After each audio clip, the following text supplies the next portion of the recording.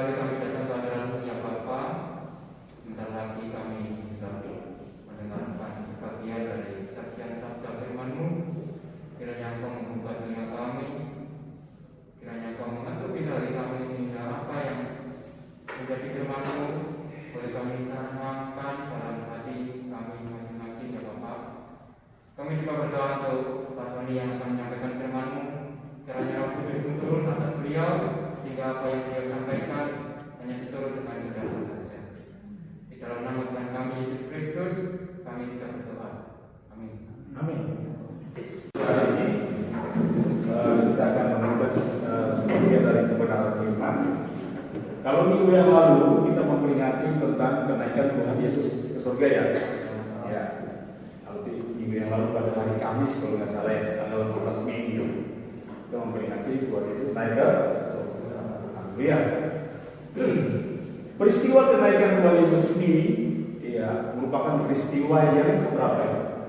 Yang ketiga dari di luar Tuhan Yesus ada dua orang ya yang diangkat ke surga. Pada zaman Bapa kita tahu siapa yang diangkat ke surga itu. Jadi sebentar berjalan, kemudian hidup-hidup diangkat ke surga. Henok kan? Henok itu diceritakan dalam kitab Kejadian. Kitab Kejadian itu merupakan zaman Bapa. Jadi kalau peta Alkitab dibagi 3 zaman. Zaman Bapa, zaman Anak, zaman Roh Kudus ya. Zaman Bapa itu kitab Kejadian pasal 1 sampai pasal 12. Itu merupakan zaman Bapa. Terus dari ketika Abraham dipanggil dari Ur Kasdim sampai Tuhan Yesus lahir, kemudian dia berjalan 33 tahun setengah di bumi ini sampai dia mati di salib, itu zaman Anak. Ya. Kemudian turunnya Roh Kudus sampai hari ini, itu zaman Roh Kudus. Iya, jadi semuanya berapa ribu tahun. Iya, kalau kalender Israel itu ada 2 kalender, dari Septuaginta sama kalender yang saya tahu kalender yang mereka sampai tahun 5000 sekian. Kalau Septuaginta sudah 7000. Ya. Jadi dunia ini masih sekitar situ, sekitar 7000, ada 2 versi. Ya. Oke, kita bisa baca itu, kemudian kita akan merenungkan. Ada 2 orang dari Henok. Kita akan melihat kenapa Henok diangkat ke surga. Ya, di zaman Bapa. Kalau kita baca kitab Kejadian, Henok itu dikatakan Alkitab dia bergaul dengan Allah. Seberapa tahun Henok bergaul dengan Allah? Siapa yang tahu? Ada yang tahu? Henok bergaul dengan Allah berapa tahun? 365 tahun dia. Jadi zaman itu dia bergaul dengan Tuhan. Zaman itu belum ada IT seperti sekarang ini. Dari zaman itu kalau orang kenal Tuhan, ya, betul-betul fokus hidupnya ya ke Tuhan. Lebih dahsyat hari ini, fokus orang membias, tidak memikirkan Tuhan. Bikin kapal lagi udah lihat HP, udah lihat macam-macam, udah lupa Tuhan. Ya, hati-hati. Kemudian itu zaman Henok, zaman Bapa. Kemudian zaman Anak. Iya. Ada satu peristiwa. Iya, ada 2 sebenarnya, 2 ya. Cuma dicatat Alkitab yang itu Elia. Elia itu seorang nabi Tuhan ya. Yang dipakai Tuhan luar biasa pada zaman raja-raja di Israel. Dia juga diangkat hidup di surga. Ya, diangkat hidup di surga. Sebelum itu ada juga yang namanya Moses. Moses ini dalam perjalanan orang Israel dari Mesir menuju ke tanah Kanaan di tapal batas ya. Kita tahu orang Israel memberontak ketika itu mereka kehausan gak ada air, sehingga mereka mengeluh sama Musa, Musa kesel. Ini sudah sekian puluh kali mereka ngomel sama Tuhan. Akhirnya Tuhan bilang sama Musa, Moses, tuju itu batu, karang itu akan keluar air. Musa kesel bukan itu, pukul batu itu karang itu keluar air. Keluar air itu siapa? Tuhan bilang, kamu melanggar kekudusan, kamu gak bisa masuk Moses. Ada Musa kena kendaraan Tuhan. Akibat perlawanan Israel bisa berusahanya, Musa tidak bisa masuk tanah Kanaan. Nah, yang masuk siapa? Joshua yang masuk. Seorang abdi Allah seorang abdi Musa, selalu Musa mati. Nah, Musa ini ketika dia mau meninggal, Tuhan suruh naik gunung, kemudian dia mati di sana. Memang tidak dikuburkan, tetapi kitab Yudas, kamu baca kitab Yudas nanti, di situ mayatnya berebutan antara setan Lucifer sama Mikael kalau nggak salah, Mikael berebutan mayat Musa itu, petoma itu mayat. Dari tubuh Musa itu gunung ditaruh gitu aja, kemudian mereka turun. Nah, kitab Yudas menulis bahwa Moses itu mayatnya berebutan antara iblis dan setan. Itu juga sebenarnya terjadi. Musa cuma diangkat juga kan surga, cuma dia sudah meninggal. Nah, yang spektakuler juga sama Tuhan Yesus ya, sama ketika akhir pelayanan Tuhan Yesus 33 tahun setengah 3 tahun setengah dipelayani. Dia melayani, kemudian dia mati, kemudian bangkit 40 hari. Dia menampakkan diri pada murid-muridnya, dia menampakkan diri. Kemudian hari ke-40, dia naik ke surga. Dan semua orang melihat itu. Kemudian malaikat berkata, hai orang-orang Galilea, mengapa engkau melihat ke atas adapun Yesus yang terangkat ke surga ini? Demikian juga dia kan datang. Iya. Demikian juga kendaraan. Nah, itu di akhir zaman sama anak.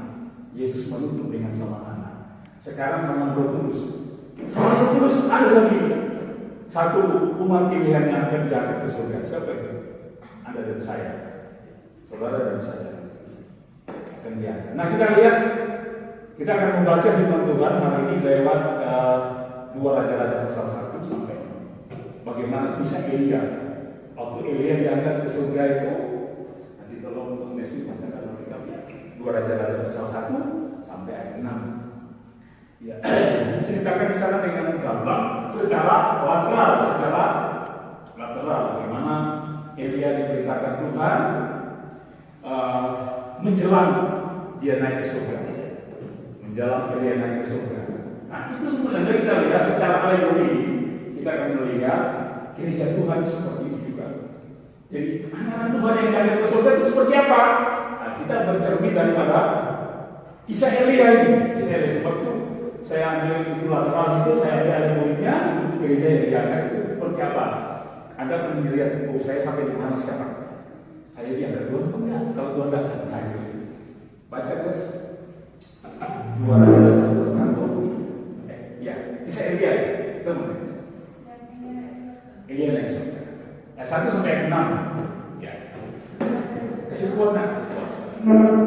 Kasih kuat baca. 2 Raja-Raja 2 ayat 1 sampai 6. Iya. Elia naik ke surga. Menjelang saatnya Tuhan menaikkan Elia ke surga dalam angin badai, Elia dan Elisa sedang berjalan dari Gilgal.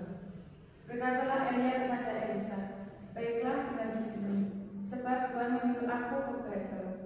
Tetapi Elisa menjawab, "Demi Tuhan yang hidup dan demi hidupku sendiri, sesungguhnya aku tidak akan meninggalkan engkau." Lalu pergilah mereka ke Betel.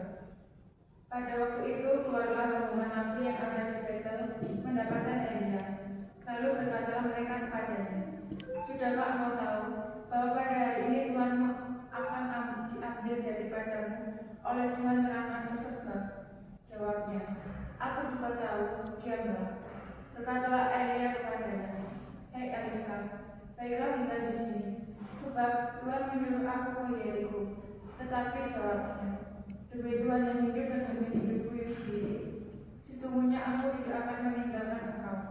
Lalu sampailah mereka di Yeriko. Pada waktu itu mendekatlah rombongan nabi yang ada di Yeriko kepada Elisa, serta berkata kepadanya, "Sudahkah engkau tahu bahwa pada hari ini Tuhanmu akan diambil daripadamu oleh Tuhan terangkat ke surga?" Jawabnya, "Aku tahu, diamlah." Berkata Elia kepadanya, "Baiklah tinggal di sini, sebab Tuhan menyuruh aku ke sungai Yordan." Jawabnya, "Demi Tuhan yang hidup dan demi hidupku sendiri, sesungguhnya aku tidak akan meninggalkan engkau." Lalu berjalanlah keduanya. Iya, sampai di sana berbicara kita ada berapa tahapan itu? Gilgal, kemudian Betel, kemudian Yeriko, Sungai Yordan, 4. Nah, kita akan lihat sama-sama apa arti rohani daripada Gilgal itu sendiri. Gilgal adalah, kita tahu sendiri, orang-orang Israel ketika mereka Tuhan lewat Yosua memerintah bangsa Israel menyeberang ke Sungai Yordan dan mereka berkemah di Gilgal. Setelah menyeberang Sungai Yordan di Yosua pasal 5, ya nanti siapa tahu Yosua pasal 5, mereka menyeberang Sungai Yordan dan mereka berkemah di Gilgal.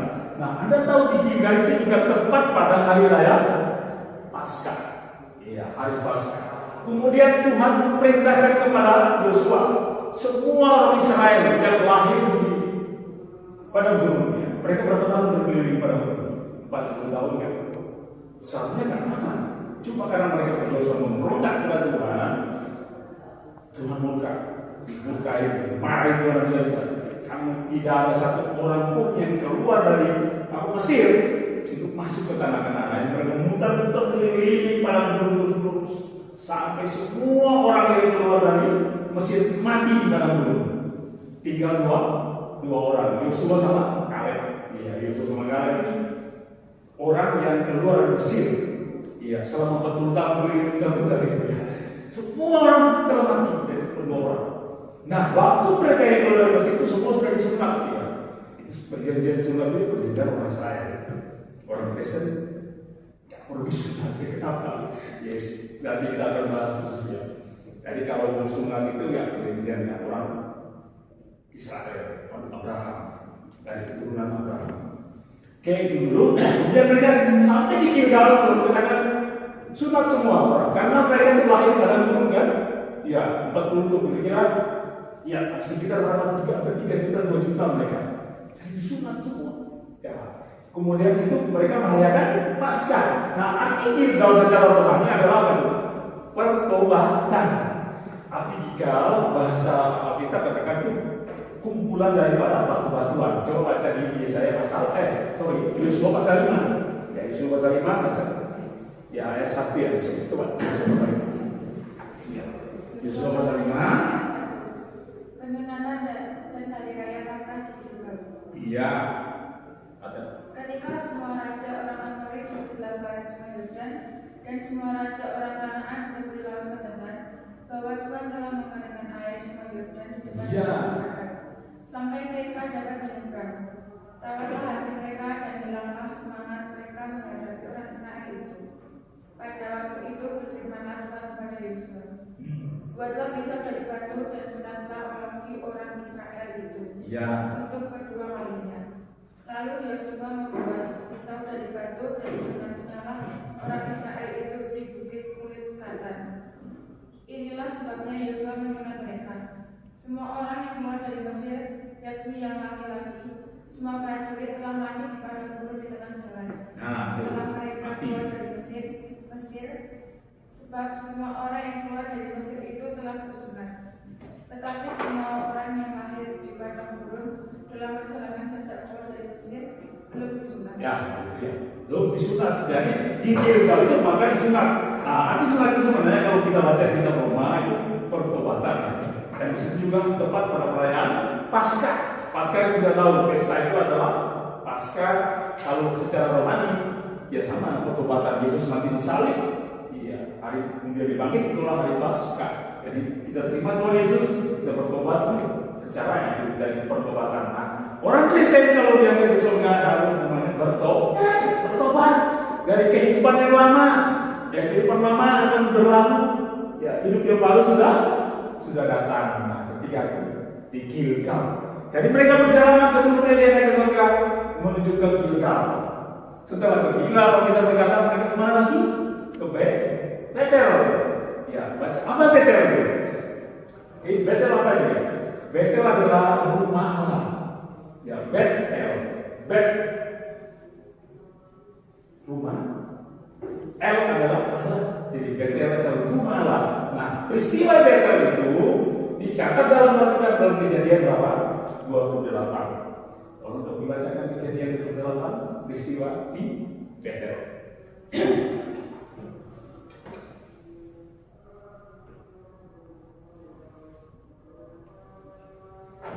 Kejadian 28 ayat 10 ya. Sampai 28 sampai ayat 10. Kejadian 28 ayat yang 10 ya. Mimpi Yakub di Betel. Mimpi Yakub di Betel ya. Maka Yakub berangkat dari Berseba pergi ke Haran. Ya. Dia sampai di suatu tempat dan bermalam di situ. Ya. Karena matahari telah terbenam, ia mengambil sebuah batu yang terletak di tempat itu dan dipakainya sebagai alas kepala, lalu membaringkan dirinya di tempat itu. Maka bermula ia. Di bumi ada didirikan sebuah tangga yang ujungnya sampai di langit, dan tampaklah malaikat-malaikat Allah turun naik di tangga itu. Berdirilah Tuhan di sampingnya dan berfirman, Akulah Tuhan, Allah ibu dan Allah Ishak. Tanah tempat engkau berbaring ini akan kuberikan kepadamu dan kepada keturunanmu. Keturunanmu akan menjadi seperti debu tanah banyaknya, dan engkau akan mengembang ke sebelah timur, barat, utara, dan selatan. Dan olehmu serta keturunanmu semua kaum di muka bumi akan mendapat berkat. Sesungguhnya aku menyertai engkau dan aku akan melindungi engkau kemanapun engkau pergi, dan aku akan membawa engkau kembali ke negerimu. Sebab aku tidak akan meninggalkan engkau, melainkan tetap melakukan apa yang kujanjikan kepadamu. Ketika Yakub bangun dari tidurnya, Berkatalah ia, sesungguhnya Tuhan ada di tempat ini, dan aku tidak mengetahuinya. Ia takut dan berkata, apa dasarnya tempat ini? Ini tidak lain dari rumah Allah. Ini pintu gerbang surga. Keesokan harinya, pagi-pagi aku mengambil batu yang dipakainya kepada sebagai alas kepala dan mendirikan itu menjadi tubuh dan benua menyatakan. Ia menamai tempat itu Betel.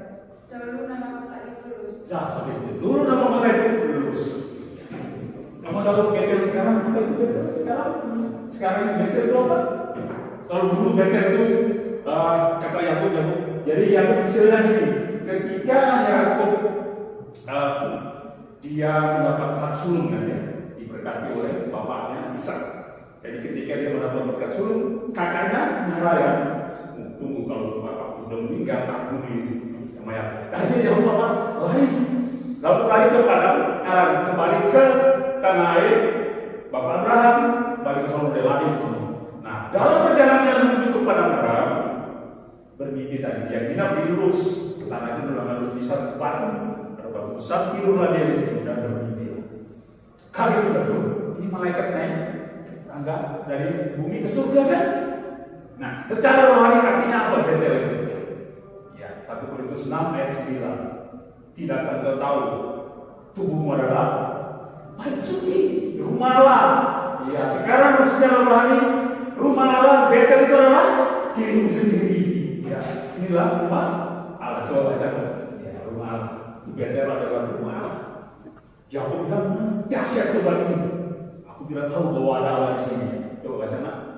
1 ayat 19. 1 Korintus 6 ayat 19. 1 Korintus 6 ayat 19. Atau tidak tahukah kamu bahwa tubuhmu adalah bait Roh Kudus yang diam di dalam kamu, Roh Kudus yang kamu peroleh dari Allah, dan bahwa kamu bukan milik kamu sendiri. Ya, kemudian 1 Korintus 3 ayat 16. 1 Korintus 3 ayat 16 sama juga itu paralel. Terus 1 Korintus 3 ayat 16. Iya. Tidak tahukah kamu bahwa kamu adalah bait Allah dan bahwa Roh Allah diam di dalam kamu? Iya. 1 Korintus 6 ayat 19 sudah tadi ya. Oke, 1 Korintus 6 19 sudah. Itu. Jadi kalau dulu bait Allah itu merupakan apa? Mimpi Yakub yang sudah disebut mau menjadi dahsyat. Nah sekarang zaman roh ini bait Allah siapa? Ya Yesus itu sendiri. Ayo, sekarang bait Allah itu sudah pernah ada bait Allah itu untuk surga. Saya ini kejadian saya sendiri ya. Saya mencoba itu Tuhan, saya coba Tuhan. Ini kalau kamu coba itu juga gak apa-apa ya. Uji sama Tuhan. Saya 3 bulan berturut-turut saya konsentrasi. Tiap pagi saya 2 keliling di Medaliang, 2 keliling. Pada 3 bulan yang terakhir apa yang terjadi? Saya mimpi saya naik satu mobil pickup. Itu jalannya luar biasa, rusak. Saya lihat itu loh, ini ada jurang. Tapi kok mobil ini sejalan itu? Terus sejalan, saya di belakang dia. Terus sampai sebelum tempat masuk, kemudian saya tengok ada kota di atas bukit. Terang sekali. Saya luar biasa. Ada tangga gitu. Loh, aku ingin naik. Waktu mau naik, suruh bayar 500.000. Waktu saya mau naik, saya bayar. Kaget saya bangun. Oh, maksudnya angka 5. Ya, angka 5 itu 5 luka kalau Yesus disalib. Angka 5 artinya angka kasih karunia. Nah, saya pikir, waduh, kalau saya gak mimpi, nggak kaget bangun. Besok saya pulang ke rumah bapak. Itu kota Yerusalem baru, luar biasa ya. Biasa 3 bulan saya berdoa. Apa yang terjadi kalau saya konsentrasi ke Tuhan? Coba anda juga bisa bukti di rumah, konsentrasi. Yang sudah 3 bulan, betul-betul anda ada ke Tuhan. Anda uji, ini pasti Tuhan kasih karunia yang luar biasa. Makanya kita tidak tahu bahwa tubuhmu adalah Roh Kudus. Kalau zaman itu dulu adalah batu, kemudian gereja juga itu rumah Allah kan? Ya, gereja juga rumah Allah juga gedungnya, tapi gereja yang sesungguhnya adalah baik Roh Kudus ya. Luar biasa ya, baik Roh Kudus. Jadi tadi bertobat, menerima Tuhan Yesus, kemudian baik Roh Kudus. Ketika itu perjalanan mereka kemana lagi? Kemarin setelah Gilgal, Betel, Jericho. Nah, Jericho ini luar biasa. Apa kata Jericho? Arti kata Jericho tahu nggak? Apa kata Jericho? Kalau luar biasa, Jericho itu luar biasa. Kalau cerita Alkitab, Jericho itu ada di tempat yang ditata di bawah. Di Yerusalem di atas. Kemudian ada cerita, ada orang kata Tuhan Yesus turun dari Yerusalem. Nah ini kalau rohani Anda turun, Anda sabar kenyang. Jericho itu cerita Tuhan Yesus. Nah sekarang cerita bagaimana perjalanan apa tadi? Elia bersama Elisa. Dan mereka ke Gilgal, di rohani yang pertobatan, kemudian mereka terima apa? Rumah Allah, kemudian mereka terima Roh Kudus. Ya, artinya menerima Roh Kudus itulah baik Allah dan suci, kemudian buah-buah roh. Nah ini dia Jericho itu wangi-wangian harum. Kota Jericho itu harum, kota masih bunga sebenarnya. Buah-buahan itu ada Jericho. Tapi kata Jericho saya lihat tadi arti kata etimologinya itu wangi-wangian. Coba baca ada di petik Jericho.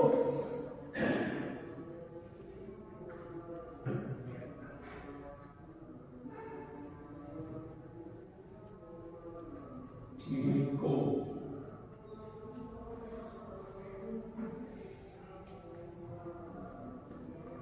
Nah, jadi arti etimologinya adalah Jericho bahasa Kanaan, Rea itu wangi-wangian. Meskipun ada teori alternatif mengatakan turunan dari kata berarti dewa bulan. Dan di sana juga ada Semiramis sebenarnya. Kalau Anda baca di ketika orang Israel keluar dari Mesir kan, mereka setelah menyeberang Sungai Yordan di Gilgal tadi, dan mereka memerangi kota Jericho kan.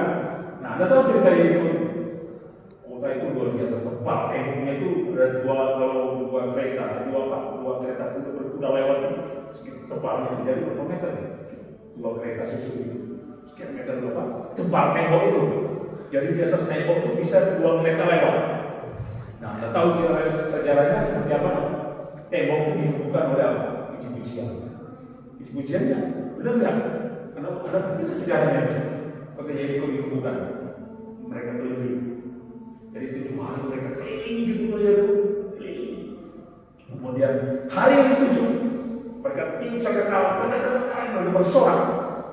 Apa terjadi? Kota Jericho. Nah ternyata di pusat kota Jericho itu ada penyembahan dewa Dewi bulan, Semiramis.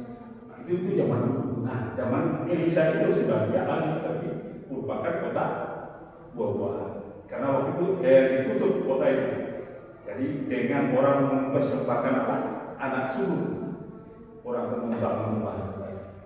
Dan itu belum terjadi dalam sejarah. Ketika itu dikutuk oleh Yosua. Dalam kisah saja dibangun kembali dengan mempersembahkan anak yang sulung. Setelah itu terakhir dibangun anak yang bungsu dipersembahkan. Nah sekarang itu masih ada kota Jericho.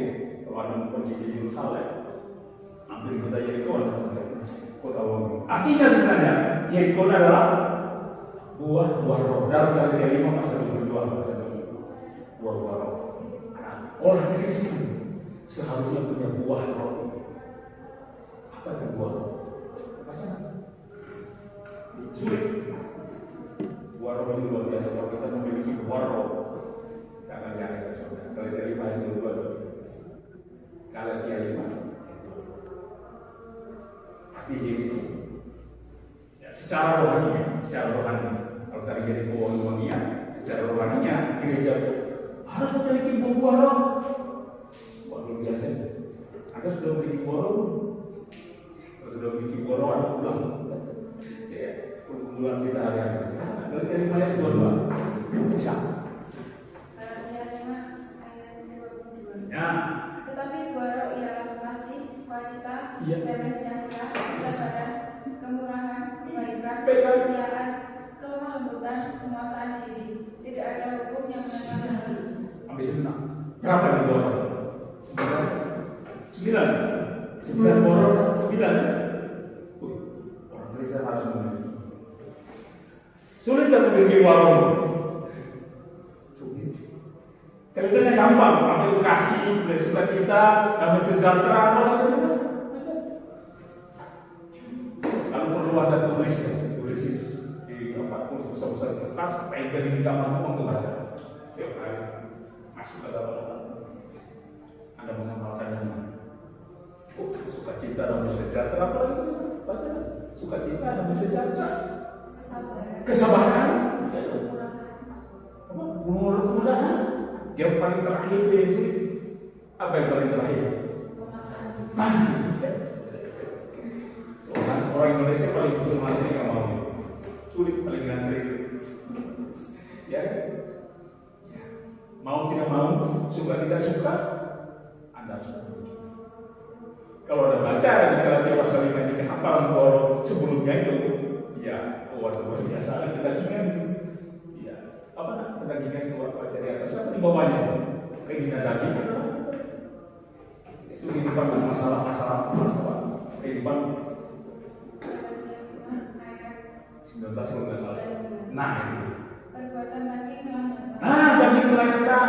Yaitu pecah belah. Aduh. Hawa nafsu. Berhala. Sihir. Perseteruan. Perselisihan. Iri hati. Amarah. Kepentingan diri sendiri. Pencitraan. Roh pemecah. Kedengkian. Membuka pesta orang. Oh. Itulah manusia kita. Ini yang kita sukai kan? Oleh tadi, Anda menghasilkan borol atau gampang. Sulit. Saya sudah 33 tahun setengah ya. 33 tahun tahun 2003 ini. Tahun 90 saya mengalami Tuhan. Meskipun saya Kristen sejak kecil. Jadi kalau saya ingin bicara Tuhan, pohonnya besar sekali kan? Pokoknya nggak ada. Ini cerita buah. Anda cerita pernah ada buah Tuhan Yesus datang, pilih pohon ara ada buah, ikut tuh pohon ara itu. Itu kan jauhnya banyak, tapi nggak ada buahnya. Langsung ikut tuh. Anda tuh butuhkan. Itu terjadi pada orang Israel. Orang Israel itu ibaratkan Tuhan seperti pohon ara sebenarnya mereka, pohon ara. Tapi secara rohani seluruh manusia itu pohon ara. Kenapa? Pohon ara ibaratkan dengan manusia. Dan kejadian itu peristiwa kemarin itu ada dan Hawa, tahu dari peristiwanya? Ketika mereka bersama Tuhan, langsung ada dan Hawa mengambil apa? Tahu? Pohon ara itu jadi cawannya mereka. Nah, membuat kepalsuan agama palsu gitu. Jadi makanya ketika Yesus dalam perjalanan yang terakhir, ketika dia hidup, memang itu musim buah, tapi bukan itu intinya sebenarnya. Itu Tuhan mau cari tahu. Nah, orang Israel tidak terima Tuhan Yesus ketika itu. Makanya Tuhan cari umat yang lain. Yang siapa ya? Anda dan saya. Umat presiden baru. Anda dan saya. Andai kata orang Israel terima Tuhan Yesus, saudara saya nggak ada. Kak, bumi, ya. Nanti kita bahas sekali. Umat presiden baru. Jadi kita melayaki terakhir. Masuk presiden baru. Itu Nabi ini berdoa, aku mencari umat yang layak. Siapa umat yang layak? Siapa dan saya ini? Yang akan dipersiapkan Tuhan untuk satu perjamuan kaya dengan lebaran. Waduh, luar biasa. Spesial sekali kita ini. Ada gereja Tuhan itu spesial sekali di hadapan Tuhan. Yang nantinya akan diangkat ke hawa-hawa. Menjalankan Kristus, menjadi mempelai Kristus, menjadi pemerintah bersama-sama dengan Tuhan. Spesial sekali. Anda dan saya. 3 pertobatan, kemudian kebaikan rumah, kemudian Anda menghasilkan buah-buah, dan terakhir Sungai Yordan. Apa Sungai Yordan? Nah, Anda tahu Sungai Yordan. Contohnya, si Nesli, ketika dia tertarik, ketika anggap ada Yesus terus datang si siapa? Siapa namanya? Gitu Pak. Itu namamu? Gitu. Kita. Yesus sudah terbangun dia. Diapain dulu, dipanggil lagi dapat Indonesia, betul enggak? Jauh Sungai Yordan ini. Anda tahu ketika perjalanan orang Israel masuk tanah Kanaan lewat Sungai Yordan itu kering mereka jalan. Kalau dari apa? Nggak disuruh orang. Nah, Sungai Yordan adalah sungai kematian. mati. Nah, tinggal begini, mati dari segala kedagingan kita. Kita tidak punya keinginan hawa nafsu daging lagi sama sekali. Itu orang akan lihat Tuhan Yesus. Ibarat orang mati secara kedagingan, gak ingin berubah dosa lagi. Itu kan kemarin penjelasan kita waktu Pondok Ramadan, Pondok Kasih. Dilahirkan kembali, artinya apa? Tidak bisa berbuat dosa lagi. Sampai kapan? Itu ayat yang terakhir tadi. Artinya sungai Yordan engkau tidak bisa berbuat dosa lagi. Mati karena dosa, tidak punya keinginan untuk berbuat dosa sama sekali. Saya lagi muji pacaran sama Tuhan. Tuhan, benar nggak engkau berbuat dosa lagi? Aku lagi benar-benar mati kedagingan. Aku lagi coba kecil lagi sama Tuhan. Bayangkan dalam perjalanan saya 33 tahun setengah, jatuh bangun. Kesel Tuhan, kesel Tuhan. Nah, di sungai Yordan, sungai kematian terakhir. Kita harus mati dari kedagingan kita, mati dari semua keinginan daging manusia lama kita, tidak punya keinginan untuk berbuat dosa. Nah, setelah itu apa yang terjadi? Anda tahu kisah tadi itu yang dibaca dua raja-raja pasal 1. Ketika mereka lewat, coba Elia pukul sungai Yordan, apa terjadi? Sungai Yordan berhenti. Jadi mereka lewat di sungai Yordan itu airnya, kata airnya. Anda bisa bayangkan mujizat terjadi. Ada berapa kali sungai Yordan itu terbelah? Orang Israel waktu mereka menyeberang sungai Yordan itu kering. Ketika tahun perjanjian dikeluarkan ketika sampai sungai Yordan kering. Ini semua sana airnya buat jadi hubungan. Juga zaman Elisa tadi itu dipukulin jubahnya glok langsung sungai Yordan. Artinya apa? Engkau tidak punya keinginan sama sekali lagi untuk berbuat dosa. Dari dirimu sendiri. Itu hasil jawaban daripada apa? Roh Kudus. Anda bertobat, Anda terima Tuhan Yesus, Anda terima Roh Kudus kayak itu, rumah jadi rumah Allah, kemudian Anda menghasilkan buah-buah roh, dan setelah menghasilkan buah-buah roh, Anda tidak bisa berbuat dosa lagi. Saat itu engkau diangkat dengan Tuhan. Ayo kita hidupkan. Setiap pribadi 1, 2, 3, 4, 5, 6, 7, 10. Saya semua. Angka 12 ya, 2, 4, 6, 8, 10, 11 ya. Jadi ke 12. Kita beri Tuhan. Satu lagi sudah tidak apa lagi. Ya, mungkin Anda agak sampai lulus S1 barangkali ya, atau Anda bekerja. Ya, ini kita sedang menghadapi hari ketuhanan Roh Kudus. Tanggal berapa? Tanggal 18 kemarin, 18 tambah 10, tanggal berapa? Tanggal 1 ya? Tanggal 1 Juni atau tanggal 29 hari kedua Roh Kudus. Ayo, Roh Kudus. Minta doa Roh Kudus.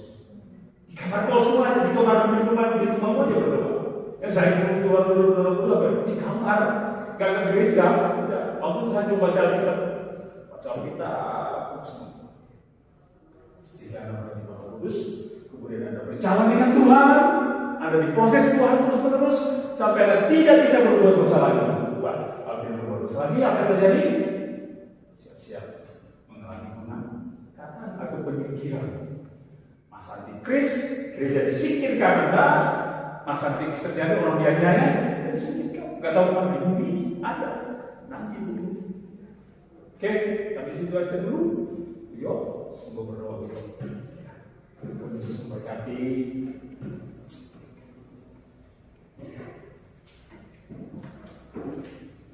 Terima kasih Bapak, terima kasih Roh Kudus. Pada pagi hari ini kami boleh mendengarkan sebagian dari firman-Mu. Dalam firman-Mu boleh menjadi kekuatan bagi kami dalam mengapai hari-hari ini Tuhan. Kami tidak tahu apa yang akan terjadi dalam kehidupan kami. Tapi kami percaya Tuhan, bersama Engkau kami melangkah Tuhan. Tuhan pasti menolong kami, melindungi kami, menjauhkan kami dari segala yang jahat. Kuasai hati dan pikiran kami Tuhan. Kuasai seluruh kehidupan kami Tuhan.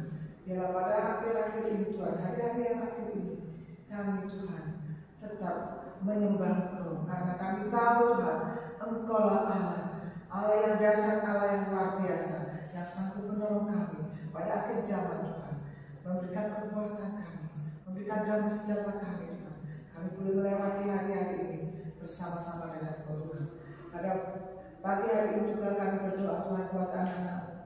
Kalau anak-anakmu hari ini anak-anak kami semuanya akan belajar, ya Tuhan Kau berikan hikmat, akal budi, kecerdasan yang lebih lagi, sehingga Tuhan nama-Mu boleh dipermuliakan melalui kehidupan anak-anak kami. Di dalam nama Tuhan Yesus Kristus kami sudah berdoa dan mengucap syukur. Haleluya. Amin. Tuhan Yesus memberkati. Itu persembahan boleh dijalankan. Dan mungkin pada waktu